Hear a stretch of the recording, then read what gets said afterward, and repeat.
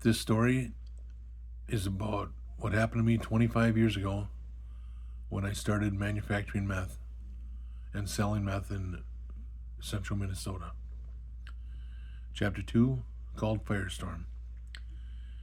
Dana was someone I'd known since 7th grade summer bowling league. The first time we smoked weed together was behind the bowling alley. Now he had kids and heard about my bike shop. He'd come hang out, smoke a little, have a beer. He started telling me about his new job as an apprentice plumber. Said he thought the whole crew was on meth, including the boss. A few weeks later, he confirmed it. They were all using. Then one day, Dana brought some over to me. And now, at this time, I had smoked cigarettes for 15 years straight. And my lungs weren't that great, but when I smoked that meth, I felt something I hadn't felt in years. Energy, youth. Cigarettes tasted amazing. I felt like I was 20 years old again. And at the time, I was 35 years old. We chain smoked all day and felt like kings. No aches, no pains. To me, it was the fountain of youth. In those days, public awareness about the dangers of meth was not the same as it is today. Even if it was, you wouldn't have been able to talk me into quitting. It was lightning in a bottle. We called it jet fuel, or we called it fluff, or fluffy bunnies. The one thing I noticed was meth took away my desire to drink. The thirst for alcohol was all of a sudden just gone. And that mattered because I'd been thinking about quitting alcohol for a long time. I had 3 DUIs. I was tired of the DUIs, the hiding, the wreckage, losing my license all the time. All of a sudden I had half-empty beer cans everywhere. I couldn't even finish one full beer. So I made what seems like a small decision at the time, but it turned out to be the first big lie. I told everyone I quit drinking. My wife, my mom, my dad, everyone, and they were proud. They clapped for me, said it was great. No one suspected meth, no beer cans laying around, no signs of partying. And now I was using meth daily, in plain sight. Dana's plumbing classes were on Wednesdays and Fridays, so I could either meet him at break or wait until 8:30. It was always reliable.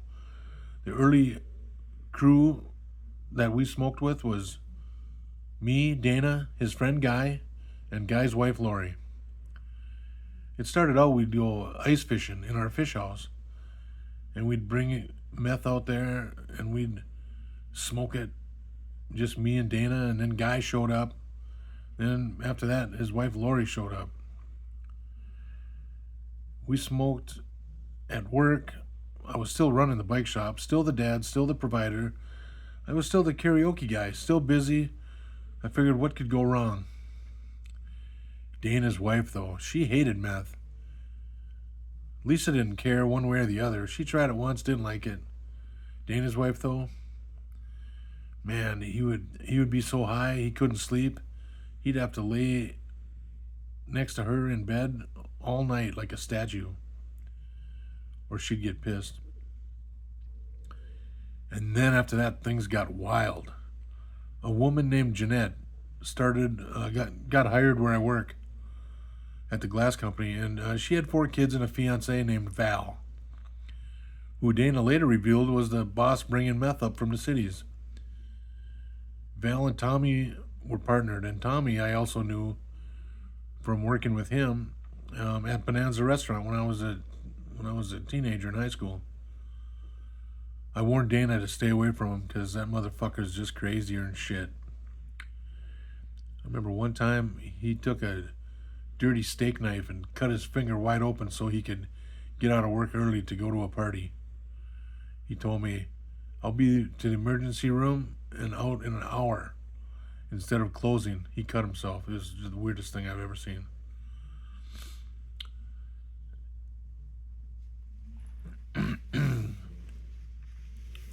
Then one day, Jeanette disappeared. Dana said Val found out that Jeanette and Tommy were living in a tent down by the Mississippi River. In the middle of the night, Val snuck up to him, poured a gallon of gasoline all over the tent and lit it on fire while they were asleep. They survived, but Val went to prison. Now, this should have been the first red flag that meth was a dangerous drug and it makes you do stupid shit, but I didn't catch it, or maybe I didn't want to. I figured Val lit the tent on fire because of jealousy from Tommy stealing his fiancée. I later figured out it was because of the meth, because that shit, it'll make you do crazy shit, man. But suddenly, our supply was gone, and we were hooked and desperate. We didn't know what to do. Then one day, my old high school buddy Johnny walks into the bike shop. Turns out he needed a good BMX bike for his kid, and I could make really fast BMX bikes, so I sold him one. And he pulls out a light bulb and he says, "Hey, check this out." It was a homemade meth pipe, and he showed me how to use the straw, and he lit it. I tried it, and it was better than anything Dana had. And then it turned out that Johnny was cooking it himself. I couldn't believe it.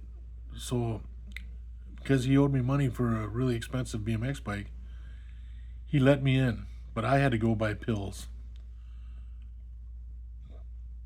So I was 35 years old. No one suspected me, so I would go drive around. I'd tell Lisa that I was out getting groceries.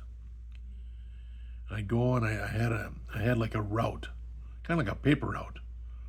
I went from store to store to store, and in 1 hour, an hour and a half, I could come back with 600 pills. Then I'd hand them over to Johnny, and 4 hours later, I'd have 9 grams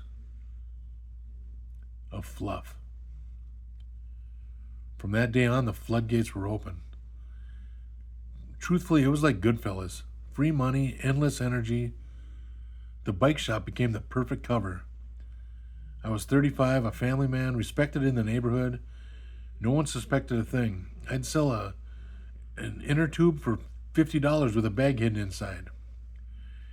When they wanted more, they'd bring the tube back and return it. I could do this right in front of the non-drug using customers. Nobody was any wiser. More traffic looked like more business. The neighbors thought I was thriving, and in a way I was. The cops didn't know. My daughters saw me as active and attentive. I never missed a concert, never missed a moment. That was part of the illusion. I told myself it was okay because I was a good dad, and they actually still think that I was the best dad they could ever have. This was the beginning of my double life, and I had no idea I was going to lead this double life for 17 more years. And I didn't know the damage that this drug could do, but I found out it took a while. What it could do to families, communities, and to myself. I was hooked so bad, and I started to realize that I had to invent a reason to be out in the garage during the winter when the bike shop was closed. So I started working on snowmobiles and just anything to get me out in the garage. And that's chapter 2, and I hope you come back. And if you like this story, leave a like and subscribe. And next chapter is going to be something special. You'll see.